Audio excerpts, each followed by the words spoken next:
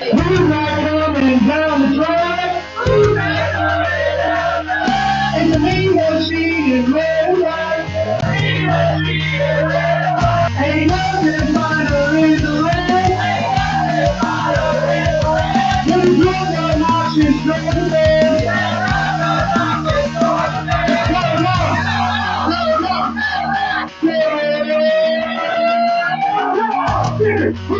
on.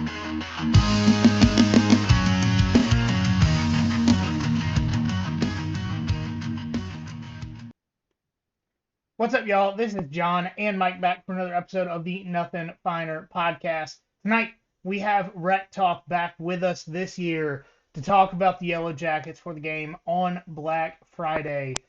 But before we get into it, man, how you been? It's been a full year. I'm pretty sure we both needed cardiologists after this game last year. How's your heart? You back ready for it? Yeah, well, I'm not doing well. I mean, I can tell you that. I'm not happy. First of all, I hate you sons of bitches more than anything. Second of all, we can't win like we lose that game last year. And if you don't know, for all 8 overtimes of that game, my bathroom was flooding. So I watch all 8 overtimes. I stay on for like 45 minutes after on stream because I don't want to be accused of like running off and I'm going to take my medicine here. And then I'm like, well, I have to pee. And then there's like 2 inches of standing water. Then it seemed like everything was building up. Brent Key, the legend of Haynes King. We're going to the ACC title. And then we take a diarrhea down both pants legs. So how am I doing? I mean, not great. Well, I mean, I will say that is worse than I almost got into a fight in that game just because I know the in-stadium jail has a TV and heat. Um, Yeah. I'm a little bitch in the cold. I was legitimately thinking about getting arrested to not be in the cold anymore. That's the most Georgia thing I've ever heard. So yeah. And like for the record, like when this game was going on, I was in Orlando and I was watching on their ABC affiliate, and they decided to cut away to fucking SpaceX. So like the Nate Frazier running in the eighth overtime was maybe a quarter of the corner during that, and like the 57th SpaceX launch was the main thing in Orlando. So yeah, Jeez, man. Did you have the Dumb and Dumber meme in your head? I don't care. yeah. Space isn't fucking real anyway. We're in a biodome. Like, Yeah. we're not living in the Matrix like these other idiots. Yeah. All right. So we do have to get into it about the team. You've already kind of explained to us how upset you are, but Yeah. the offense has carried the team so far this season. Specifically, Haynes King has individually willed this team into winning multiple games. Just going through his numbers because of how ridiculously impressive they are. Second in the country in all players in all positions in total yards of offense per game. First in quarterback rushing yards by a non-service academy quarterback. 26th in passing yards, second in the ACC. And maybe the most important thing, he does have the best Heisman campaign slogan I've ever heard. Yeah. All hail the king. It is the best one. So, Yeah. But Yeah. With Georgia able to hold pretty much every quarterback that doesn't play for Alabama in check, what are you expecting to see out of him this week, not weekend? Yeah, hold on one second because I want to show you something. I want to show you. Okay. This is what it's like being a Tech fan. Okay. I went to the Pitt game. All right. I watched the ACC huddle. And they're like, oh, we got these Haynes for Heisman shirts they're giving away. And then that lady had to be corrected, like, no, they're selling them for NIL. So I spent $45 on this last Saturday. And when am I going to wear this? When is this going to be appropriate to wear? So Maybe Friday night. He's not going to New York no matter what he does, but if I had to guess. But yeah, his numbers are impressive. Look, Haynes King, this is an interesting thing with Haynes King. When he came to Georgia Tech, everyone was like, what? What a horrible portal get for Georgia Tech. Like, he had this weird throwing motion that dumbass Jimbo Fisher taught him. If you look at his high school film, he threw like a competent, non-mentally deficient individual. Then he goes to Jimbo, and this is like this archaic quarterback coaching thing to have people hold the ball way up high. I guess they thought you were less likely to get it slapped down by a defensive lineman. He had a ton of injury issues, and credit to Key and Georgia Tech, they developed him into like a nationally known player, and like obviously we love him at Georgia Tech, and he was putting up stupid numbers there for a while. The thing with it though is like Georgia Tech's had the weakest schedule they've probably had since I've been watching them, going back to like Joe Hamilton, and he was putting up a lot of numbers against Boston College, who their only win is against Fordham or whoever the hell that is, and then NC State, who is still getting points scored on them from Miami 2 weeks ago. Now, NC State did beat Florida State by 2 scores with only 286 yards of offense, but they care more about football than Florida State, and Florida State's a dumpster fire. Anyways, we're talking about Haynes King. Then we run into Pitt, who has the number 3 rush defense in the country. He throws a pick 6 for 100 yards and stuff. So it's just looking into this game, you're like, what's the football reason you think Haynes King is going to go off? Last year, we had twice the defense we do this year. So I don't know, man. Like, I love Haynes King. I'm not super confident going into this game, though. So the running backs haven't been as dominant running the ball this year as King has, but the next 2 guys have split the work close to 50-50. So with that said, do you expect anything close to the production of this game from last season? No, I mean, look, the things set up nice for us last year. I think people that know ball felt like Georgia could struggle in that game last year. 1, you were near the bottom of the conference in rushing. 2, you were also near the bottom of the country in rush defense. So from a matchup standpoint, you felt like, and you gave up like 200-something yards of rushing to UMass. Yep. That's not the case this year, though. Georgia's defense has had some issues throughout the year, but Georgia's playing as well as they've played all year in the back half. You didn't punt against Ole Miss, who's a very good team, playoff team. So I can't point to a football reason as to why I would think that we're going to be able to run the ball like we did last year. 1, Jamal Haynes has not been the player he was last year. I don't even know that he has 500 yards rushing this year. Malachi Hosley has been really good. He's a transfer from Penn, but I think he got banged up in the last game, so I haven't listened to the latest press conference. I'm sure we'll get into it. I think more of the threat would be we got some pretty good wide receivers that are going to need to step up if we're going to make a run in this thing. Jamal Haynes at 493 yards, so just about a 5. And I draft in our college fantasy league. I think I drafted him in maybe like the 4th round. So, thank you. I got him this year. Did you? Yeah.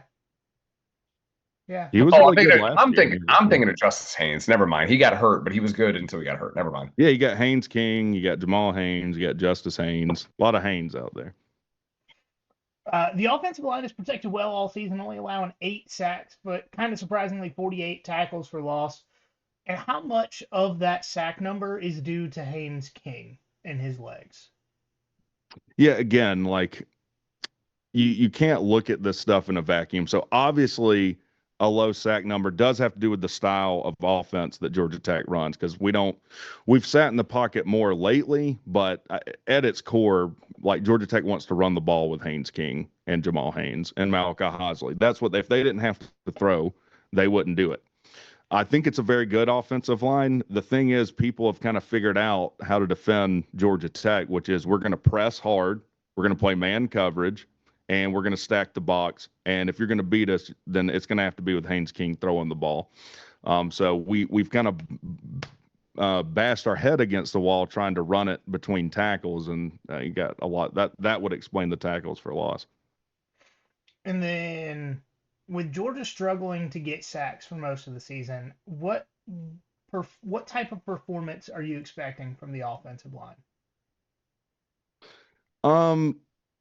I mean, I would expect them to play well. I mean, I think it's a very good offensive line, but again, with the style of offense, even when we do throw, like Haynes King doesn't throw downfield much. Maybe three balls will be more than 20 yards. If you've watched any Georgia Tech this year, ton of screens, ton of throws at the line of scrimmage or behind the line of scrimmage. So just because you're not getting like this is something Nick Saban has brought up. You know, just because your sack number isn't super impressive doesn't mean you're not affecting the quarterback. If he can't hold the ball very long, then that's affecting the quarterback. And if we're not holding the ball long enough to get it downfield, we're probably going to be at a disadvantage in this one. You might not need a lot of sacks. So Buster Faulkner learned a lot under Mike Bobo. That's awesome. Well, it's not just a Bobo. First of Yeah, all, I don't understand y'all's aversion and hate for Mike Bobo. No, he's fine. We specifically are not anti-Bobo. A lot of Georgia fans are. Yeah. But no, Yeah. this is something that's infected college football as a whole. Look at any game and count the number of screens. I mean, I don't understand it, but like Tennessee does that. Hell, even Florida does that. Georgia Tech does that. Every team does that. So I don't know what it is. I think it's because the defensive lines and edge rushers are significantly better than the offensive lines, and they're just trying to get it in their playmakers' hands quick. You're probably right, and that's because of the portal. Like the easiest position to come in and play immediately without knowing a ton is defensive line. Just go get the quarterback. You've had to simplify offenses to satiate the portal. So that I haven't thought about that, but that would probably explain. It's not that hard to run a screen, I guess. So yeah. All right, so the passing game has improved drastically from 2024, from 54th nationally last season to 27th. So which wide receiver has been the biggest surprise this season, and how confident are you in that group for Friday? The biggest surprise, it's probably not to me, but someone that doesn't know Tech. Because if you were looking at Tech coming in this season at wide receiver, you'd say Eric Rivers. So you lose Eric Singleton Jr.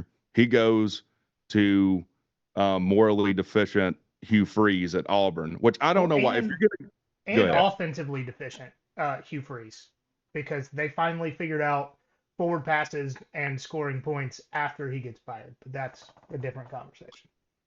I don't a lot of Tech fans kind of will live in the past and like they won't accept that like we had answering machines were a thing and now we have cell phones and like time marches forward.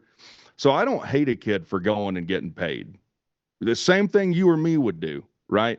What I don't understand for Singleton Jr. is going to a team that's likely to fire their coach who doesn't have a quarterback. That didn't make sense to me. But a lot of people would have said Eric Rivers is going to be the guy because you trade Singleton for a guy that's an All-American. But the biggest surprise has been a guy named Isaiah Canyon. Speaking of the portal, we're going to have to fight hard to keep him. 6'4", big-bodied, strong guy. I think he had 2 touchdowns against Pitt. He's hard to wrangle in. So I am confident in the wide receiving core. Depends on, how you're going to scheme it up. I would think that you're fairly aggressive on defense coming into this game. But if you're aggressive and we can catch you in some man-to-man coverage with Canyon, we could get some things off. Canyon's been good. Rivers has been good for us. Malik Rutherford, guy that's been there forever, really speedy in the screen game. The second big surprise is a true freshman named Jordan Allen. He came from Buford, and if he doesn't, he's either a 4.4 flat or sub 4.4 guy. I mean, he's really been impressive this year. So I've been more impressed with the wide receivers than the running backs this year. So moving over to the problem, I mean the defense. They've been bad. Yeah. Like, objectively awful. And somehow have managed to get worse over the last few weeks. So on the season, 77th in scoring defense. Move into November, 132nd. Mm-hmm. On the season, 96th in rushing defense. 113th in November. 105th in passing defense. 128th in November. So first question, what the hell?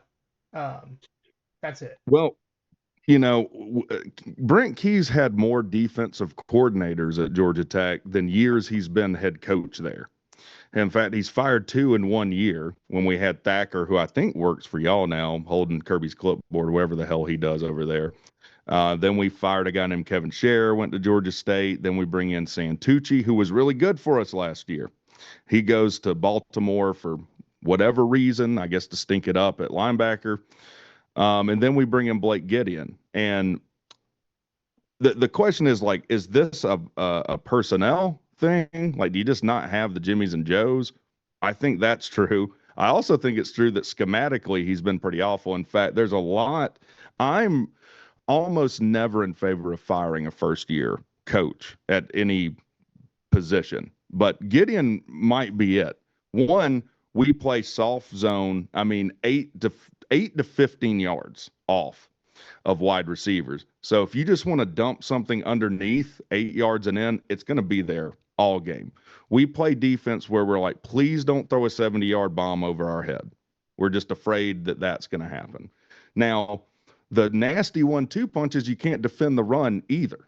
I mean, that's what sealed the game against Pitt. That kid wasn't even touched. And I don't understand it. I don't understand why we just decide to play one side. I'm going to get worked up talking about this defense. I don't understand why we decide to play one side of the ball. I don't understand why we're playing like Jane instead of Tarzan.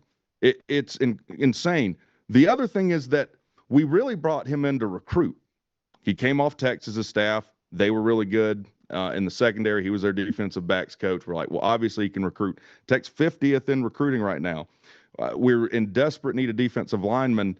I don't see him in the class. So it's hard to be worse than Georgia Tech is on defense right now. And that's why, like, before I looked at the line, I said this line should be minus 14.5 UGA. This should be a 3-score line because we're not going to be able to stop you. I think it's minus 13.5, but I mean, I can't explain a couple hours ago, 12.5. So it moved down?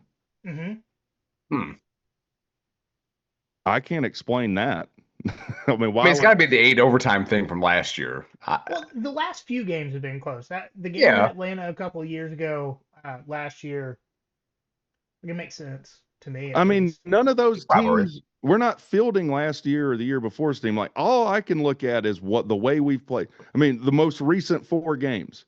Boston College had 543 yards of offense on you.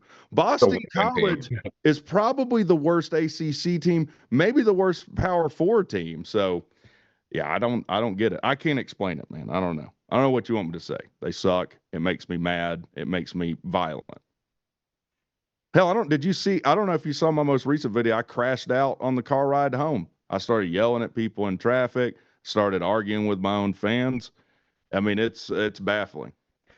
Yeah, honestly, that crashing out in traffic and screaming at people is the reason I moved out of Atlanta. So I understand that completely. Yeah, people are just like, screw blinkers. Those are optional. People just need to know I'm coming over. Well, insurance is also optional, and they can total your car and never face any punishment for it in Atlanta. It's just fun fact. Let me talk about insurance premiums and the metro. All right, so the defensive front was 30th in rushing defense last year. So what's the big difference coming into this year? I don't know, because you have the same linebacker core, right? You got Eford, you got Lightsley, who played for y'all, and transferred over here. Jackson Hamilton came from Louisville, but he was on there last year. And Eford, he was one of these guys that said, I'm going to wear a cowboy collar like I'm playing NCAA 2003, and he seemed like a badass.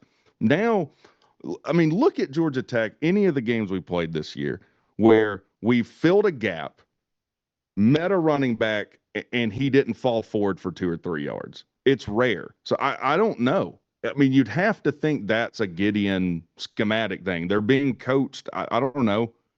Like, you lose a point if you put a running back on his back. I don't know.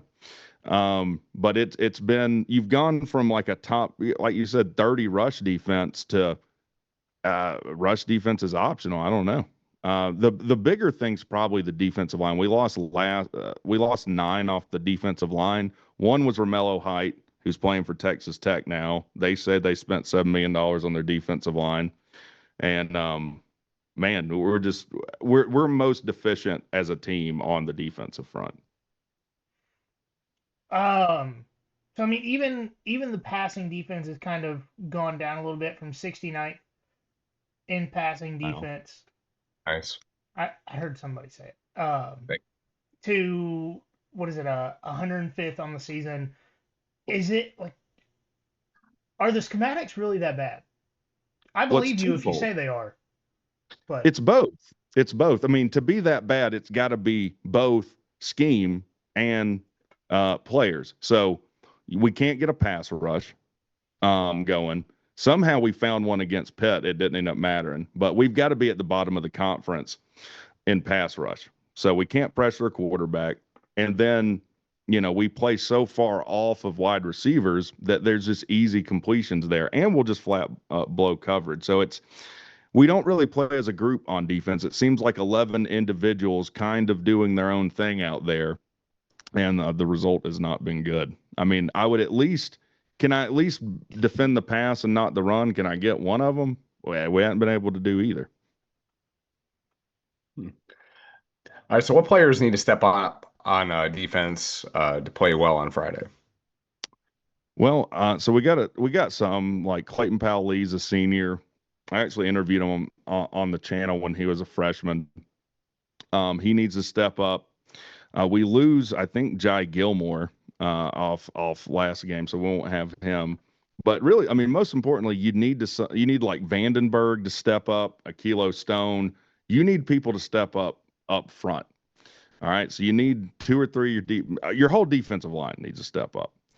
Then your linebackers like Eford, Lightsley, you need to tackle somebody. I mean, I could name some like Amari Harvey needs to step up.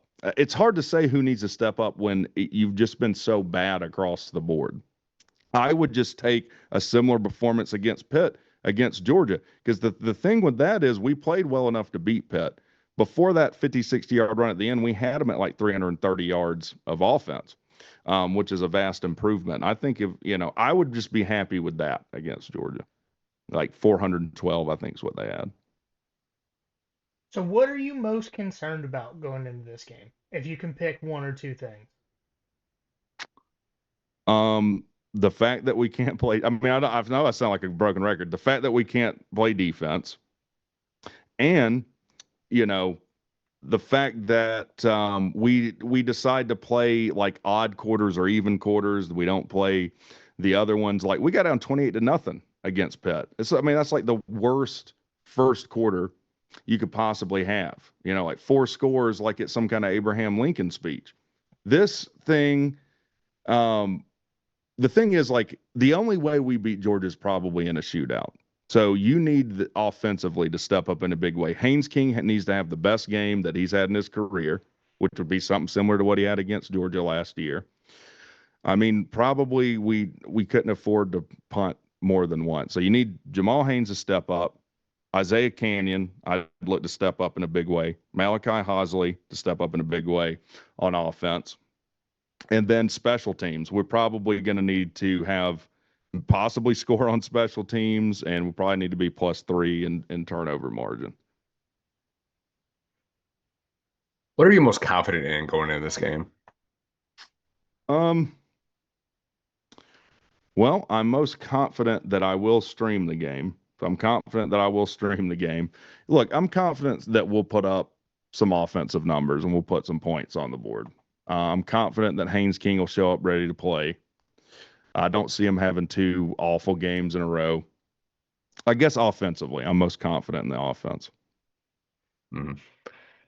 So, like a couple other questions that aren't necessarily related to the game. Do y'all claim Jahmyr Gibbs? Because I mean, obviously, I'm super thankful that he's with the Lions right now. Like he's like the MVP in my eyes. But do y'all claim him as a Tech player? I mean, he claims Tech, so it don't really matter what I think. Like when he was drafted Okay. at a Tech helmet and an Alabama helmet, I think that was a lot to do with Tashard Choice was our running backs coach at the time, who I think went to Texas, and now I think he's coaching in the NFL. I'm not sure. But yeah, I mean, hell, I'll claim him. I don't blame him for leaving. I mean, we'll just call it what it is. He quit halfway through the Georgia game, his last game at Tech. He just took his pads off and went out. But yeah, hell of a player. Glad to see he's doing well with the Lions. Glad they're not ruining another Georgia Tech all-time great. It's fair. Yeah. Okay, I can take that. And then my last question. So apparently, Texas fans, when they came to Athens a couple weeks ago, they discovered all the Georgia fans barking at them and all that. And one of the most famous like replies to that was just them mooing back at the Georgia fans barking at them. So would you ever consider buzzing at somebody? No, because I have more than two brain cells in my head to rub together. I mean, look, that's the only, like, I hate to be so down. Just this last game took it out of me. Like, usually hate week's fun and I talk a bunch of shit. That's one thing I don't understand. Like, most fan bases don't make the farm animal sounds of the whatever their mascot is. But no, we don't, we don't buzz each other. And I mean, do Texas fans moo? I mean, that's just Apparently they do when they're just getting barked at like constantly, I guess. I don't know. Well, yeah, I don't know. You know, to be fair, I think most Georgia fans have not barked at somebody since they were like 20. Yeah, yeah, I can't imagine somebody being like somebody with a mortgage barking at somebody, but I mean maybe. I mean, I grew up pretty near Athens, and I mean that weren't no Well, Rex experience. yeah. Well, I mean, Walton County would do that, yeah. so obviously Georgia fans hate how they're using just all of the investment money to change this game. Do you guys hate it as much as we do? Why do you hate it? If they wouldn't You're have at said the top of the heap. If it's the Atlanta Gridiron Classic sponsored by Invesco QQQ, clean old fashioned. Oh, you're talking Georgia about versus that. Georgia Tech. Yeah. Yeah. Oh, you're talking about that. Yeah. Well, Yeah. here's the thing. Like, this is like a main like jab at Tech. Like, oh, you sold your own home game. You know, you're a bunch of sellouts, whatever. My thing is this: is like the thing that people have harped on Tech for the longest time for is like, well, you don't take football seriously. You don't have any money in your program. You don't take. You know, this isn't a priority for you. Then when Tech starts to do that, to inject money in their program, then people start pointing the finger at them. Now, I hate it because if you look at ticket prices for this game, it's stupid. Mm-hmm. I mean, if you want decent tickets, they're $400 or $500. If you were a Georgia Tech season ticket holder, I mean, it was like $500 to $1,000 more per ticket because it wasn't included in your season ticket package. So I understand the reasoning. This was something Bat did. He's at Michigan State trying to figure out why the hell he went up there now. But yeah, I mean, I don't think there's a single Tech fan that is a fan of it. First of all, I hate the Bens in general. I hate the Falcons, and I hate the Bens. Have you been to a game at the Bens? I sat in literally the very last row of the stadium for the very first game. As a Green Bay fan, they were playing in Atlanta. I got free tickets. I was in the very last row. That wasn't actually all that awful. And then I went to the Georgia versus Oregon game, and that wasn't that awful. But it is by far the worst concert venue I've ever been to. It doesn't feel like a football stadium. It feels like a mall to me that you're watching I would agree with that. Football game in. Like, I hate the venue. I hate that everyone that lives in the metro against their will had to help pay for that stadium. But that's a whole other topic. Yeah, I mean, I'm not a fan of the Bens. I'm not going to the game. I'll be streaming it. I'm not going to another game at the Bens. Yeah, but what you were saying about season ticket holders, like I live 2 hours from Jacksonville. I'm a season ticket holder. I haven't been to a Georgia Florida game since because it costs so much extra in donation money to be able to get a ticket through the season tickets, and I'm not. Maybe that's a better topic than me being a negative asshole about and just trashing my own team worse than Georgia fans are. This whole trend of college football that, I mean, how many times do you get hit up for a donation? Like every week. Every week. How much money do these universities have? A ton. Why is the fans paying for all this shit? Georgia capitalized in 21 and 22 after those seasons and got so like because my wife is a softie and will donate to like the veterinary school, they actually send us more mail to donate than the athletic department does. Sure, you get points, I'm guessing, for that, right? Yeah, I mean, it's not enough. Yeah, Truth be told, that's like I'll never be able to get closer seats. I'll never be able to get away seats. I'll never be able to get parking because it's not worth it to me to spend $10,000 to $15,000 in donations for a parking pass. well, And and you there's don't know what the number is. yeah, From my understanding, they yep, just take the top however many, and let's say you donate $5,000 and the threshold is 5,500. Well, thanks for your donation. You're not getting tickets this year. Like Yep. that's a rough out. So with Georgia, so we got our tickets in 2020. We gamed the system. The university said, "Hey, if you don't want your season tickets, that's fine, but we're going to sell them to somebody else." I was somebody else. Okay, I went in, I paid the minimum, I got season tickets, and with Georgia, as long as you pay every year, you have your seats, right? they're But locked in. yeah, but like I said, 2 years ago it cost $12,000 to get extra seats. $12,000 in donations to get extra seats. And I'm like, yeah, man, like I am an average Joe. My seats will never move because I can't afford to get 2 rows closer. Like I can't afford a parking pass. I can't afford Georgia, Florida. I can't afford playoff games. It just is what it is. I'm happy to be able to go. Like I was able to go to Bama, Ole Miss, and Texas this year, and I paid less for season tickets than it would have cost me for my seats for all 3 games. It's awesome. I But guess to bring it full circle, we're not doing. I don't think we're doing Ben's games next year, and I think what they're doing is raising the season ticket prices to compensate, I guess, the opportunity cost for playing at the Ben's. Now, this is where I get mad with my own fan base because they're like, "We need better players, and we want our program to grow, and we want this and that." But I'm not paying $80 for no ticket, and I'm like, "What? that's that's Come cheap. on, Right. it's dirt cheap." For I football tickets, I think the face value of Georgia versus Charlotte last week was $115. for the Yeah. worst seat. Yeah, like that is just face value to get into the game and need binoculars to be able to read jerseys, kind of thing. Yeah. I just the days of players taking discounts to go to certain schools is just about over. Unless somebody grew up, like if somebody grew up in Atlanta as a Georgia Tech fan and they happen to be a 4 or a 5-star recruit, they may take a discount, but you're still having to pay that guy. Yeah, we're paying Josh Petty, and he got arrested just outside of Athens, so that was fun. Um, I but mean, yeah, we and can't say it is nothing what it is. about arrests. We just kicked a player off the team yesterday. That's a bad one too. Yeah, that's a bad one. Yeah. I want to know the full story on that because I've read a lot of rumors, I've read a lot of speculation, but most importantly, I've read the charges, and they're Like conf- cruelty to children or something. There's some child crime on there, wasn't there? so the rumor is that he was going over 100 miles an hour through a school zone, but it was a Sunday morning.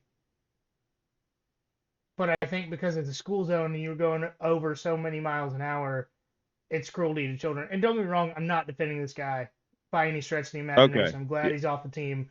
But like just in a general sense, I got a ticket for running a yellow light last week. So I'm real anti police officer right now, just being Well, honest.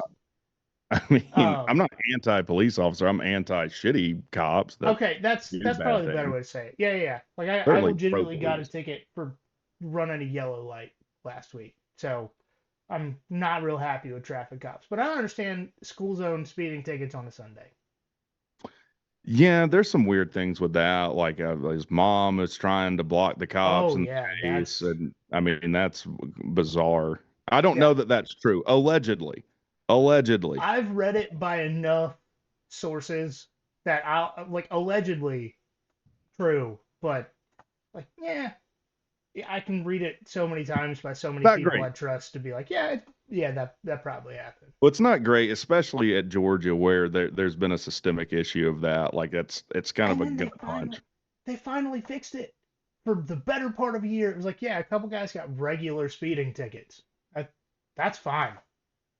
And then this guy who's played a total of 2 snaps for the university just brings all the heat immediately back on. Yeah, I imagine that'll be a storyline going into it. Either way, here's the thing for Tech. Now, like our whole season is this game. So if we can find a way to win this one, I'll change my tune on things, but I just don't think it's going to happen. All right. So speaking of game picks, so we've got some games that we're going to ask you to pick. We're going to give you the spread. We're going to give you the over/under. We're just asking for straight up picks, and we try to make it all with like playoff or conference championship elimination games. Try and make it a little interesting, something everybody's going to pay attention to. Texas A&M at Texas. A&M 2.5-point favorite, over under 51.5. I got to pick both of them. You want both of them? Just straight up. Oh, just straight up. Yeah. That's probably the easiest one on here. Texas is not a very good football team. Texas A&M, yeah, they had a letdown against, South Carolina, but I mean they rallied and scored 30 unanswered points. A&M and Elko are a hell of a team. The fact that Arch Manning was a preseason, not Heisman contender, front runner, is a crime against all of college football. Give me Texas A&M. I would take a spread of 7.5 on A&M. I think they win that game easily. I don't care that it's in where are they? Austin? Yeah, it's in Austin. Yep. Yeah. Next one, we got Ohio State at Michigan. Ohio State 9.5-point home favorites after not being able to beat Michigan for 4 years. Over under 44.5. Give me this one. I think 9.5 points is a lot for a team that can't beat their rival in Michigan to save their lives. I would take plus 9.5 Michigan, and I would take under 44.5, just based on recent history. Ohio State probably beats them by a lot, but there's something going on there. I don't know why they can't beat Michigan. They could lose to Michigan and still win a national title like they did last year. So I don't know. Give me Michigan plus 9.5, under 44.5. And then a couple of teams that everybody hates. Miami going to Pitt. Miami 6.5-point road favorite, over under 51.5. Miami seems to be playing as good as they were in the beginning of the season, but it's against some not very good teams like NC State. Who else did they beat up on recently? Who'd they play last week? Well, they beat the hell out of Syracuse, but not as good as Notre Dame did. So that's why Notre Dame's ahead of them in the rankings, even though we've already seen that head-to-head matchup. Don't get me started on the stupidity of what the college football playoff committee is, because they had a guy come out and say, we're going to rank Oregon like their win over Penn State is like Penn State still a contending playoff team. Dumbest thing I've ever heard. Give me Pitt plus 6.5 and give me over 51.5 on that game. Miami can't win a must-win game to save their lives. They've already lost one this year. Like they got beat by Louisville, and I was talking to old Papa Rec, and Papa Rec was like, "Well, Louisville was on a bye," and I was like, "Hey, so was Miami. They were both on a bye going into that game." So Mario Cristobal, really good recruiter, not a very good in-game manager, and I don't think they prep well. Carson Beck has eyes that are way too far apart. He looks like something out of the movie Alien. Well, he's a sloth, yeah. Sid the Sloth. Yeah, he's a four-toed sloth, one for each pick. He'll probably throw in this game. I think I think Pitt wins that game outright, but I definitely take Pitt plus 6.5. So what's funny about Carson Beck coming off a bye? And I just did the quick math in my head. Between the Louisville game this year and the 2 games that he played last year off of byes, he's thrown 11 interceptions in games after the bye week. Did y'all have a bye before Bama when he threw 3 picks last year? Yep. And before Florida where he threw 3. How much is he making? Allegedly, he's making $3 million to lead Miami to the exact same record they had last year. And he's got a defense that Cam Moore didn't have? Yep. Okay. Yeah, I just want to make sure I understood the the situation correctly. And you also now understand why Georgia fans were real happy to get rid of him, and guys like Josh Pate are idiots. Well, I didn't 100% get it because some nuance to him last year was, yeah, he threw 3 picks against Alabama, but there wasn't a quarterback that had more receivers drop more balls than Beck did at Georgia last year. That was the other thing with Georgia last year is I think he led the country in like drop balls. So I kind of felt like, well, man, maybe he goes to Miami and they have a little bit better consistent wide receiver play to do better. But I don't know that it's been the case. Once Carson Beck was not the starting quarterback anymore, Georgia had a total of 2 drops for the next game and a half against the 2 best defenses in the country.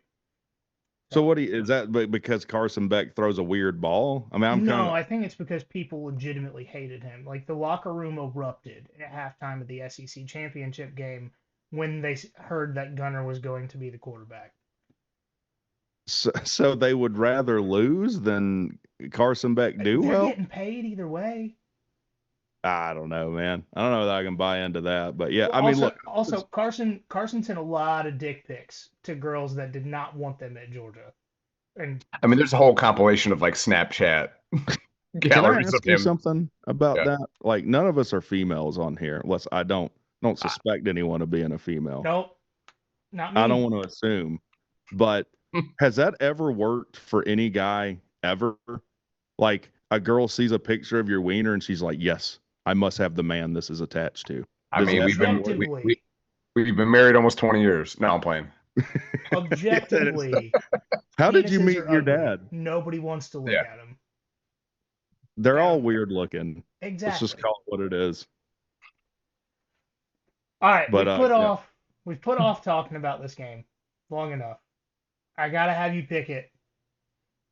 We got Georgia versus Georgia Tech, and I'm saying versus because it's not at Georgia Tech, but Georgia 12.5 point favorite, over under 59.5. So no one can ever accuse me of being a blind homer because before we played Pitt last week, I do ACC power rankings. I took Tech out of being an ACC contender before we played Pitt because that's what I thought of the defense. So if you look at this game and you just look at football, you would say Georgia plus 12.5 over 59.5. What reason? Can y'all give me a reason as to why you wouldn't take that? Not that I can actually back up with numbers. You would have to appeal to last year, and it's a rivalry game, all like non-football reasons. Mm-hmm. You would think Georgia scores as many points as they want in this game, just based on what you've seen from Tech's defense. And Tech's not played a defense in Georgia as good as Georgia this year either. So you would think Tech probably struggles on offense in a way they haven't as well. So that would be my pick. Can we do Florida? Can we do Florida and Florida State? Over under 10 people watching, or like what are we? I don't know what the line is, but the thing is, in the preseason, I'm a damn prophet. Okay, I'm gonna get on my high horse here. I'm ahead of the curve on these idiots. You know what I picked Florida State to be preseason? I picked them to be 5-7. There we go. And that's what they're going to be. Florida is going to win that game by 13 points. Florida State's favored by 1.5 points at Florida. Wow. They lost to Stanford. Mm-hmm. And they lost to NC State last week. They did you watch any of that game? I watched all of it. NC State punted with like 6 minutes to go. It was so shitty it hit a Florida State player in his helmet. Mm-hmm. Punter recovers. They go 3 and out. Then Florida State muffs the next punt to turn it over again. Only at Florida State that's like middle school football. So you would expect to see that in like middle school football. And by the way, Cal lost to Stanford. Do you know what their response to losing to Stanford was? Firing their coach. Mike Norvell's still the man at Florida State, though. Interesting. Cal also paid a lot less money to fire their head coach. than Norvell would be offered. They're also the most indebted program in the country too, so it might work out to be about the same hurt for them. Yeah, no, we actually called Florida State's downfall before last year. We call it a victim mentality and an enterprise rent-a-car. You're not going to do very well when you're renting every player on your roster and you can't quit complaining about something that happened 2 years ago. I've never seen a team embody their fan base quite like Florida State. I mean, it's their coach. wild. Yeah. Well, and Mike Norvell is just a bad coach. As bad as Georgia Tech was like under Collins, they didn't miss 4 bowls in 6 years, which is what he's about to do. Yeah. With way better players. Mm-hmm. Yeah. Better facilities, higher payroll, better players. All of that. Yeah. Like Mike Norvell, the entire Florida State is, we need a scientific study on how they went from Jimbo winning in 2013. And cool, they have Jameis. 2014, they're a little worse. And then in a decade, they went from a top 5 preseason every year team to a team that are about to fire their 4th head coach. And I mean, they lost to Jacksonville State. A decade. About to fire their 4th head coach in a decade. Yeah. Mike Norvell lost to Jeff Collins. You know how hard that is to do? In his first year with Jeff Sims as his quarterback in Tallahassee. Jeff Sims did just beat Colorado. So that's 2 Georgia Tech victories over Colorado this season. I wish I felt better about that, but like I didn't trash them for effect. I knew they were going to be awful. You couldn't convince them of that. In fact, I did a call-in show where one of the Deion Sanders fans, I was like, hey, well, tell me what I should be afraid of about Colorado because I don't see it. And he's like, well, you know, I don't want to say because I know that the coaches watch your show. And I'm like, dude, I don't work for the team. What do you them in Florida State are in this conspiracy mindset that everyone's out to get them and they're putting something in the water that makes everyone as dumb as they are. I hope they hire Deion Sanders. I hope he leaves Colorado and I hope he goes to Florida State. That would be the funniest outcome possible. Because then they would pay to fire 5 head coaches in 15 years. I do think he'll step down, but I mean, part of it will be health, and then part of it will be that, I mean, he doesn't know what he's doing. Yeah, so he doesn't have any kids there anymore, so there's that. Yeah. Yeah, that's a conspiracy, too, I've heard, that offensive linemen were intentionally playing bad because they didn't like Shador, which makes a ton of sense. Oh, allegedly they did that in his first game with the Browns, too. That's where I saw that. That's where I saw that. And I'm just like, oh, my God. And it's like, could it also just be that at Colorado, you spent millions of dollars everywhere but the offensive line, and then the Browns are just the worst franchise in the history of football? Like, are those 2 things possible? Have you ever seen a team turn the ball over on their first 3 drives in a season opener and still win by multiple scores? Because Tech did that against Colorado. I've never seen it. Thank God we opened with them. Yeah. All right. Well, we appreciate you coming on and talking to us. It's always fun, regardless of how the game is. Is there anything you'd like to plug before you get out of here? No. Well, I mean, I've got the ACC Power Rankings coming up. I'm sure I'll do a misery-laden preview for this game. Maybe we'll even do a call-in show before the game. I'll be streaming. I think it'll be on my buddy Sea-Dog's channel. He just had a kid, so maybe not. But we got all that coming up. And then I just want to say I hate you guys more than anything. Well, we appreciate you either way. Yeah.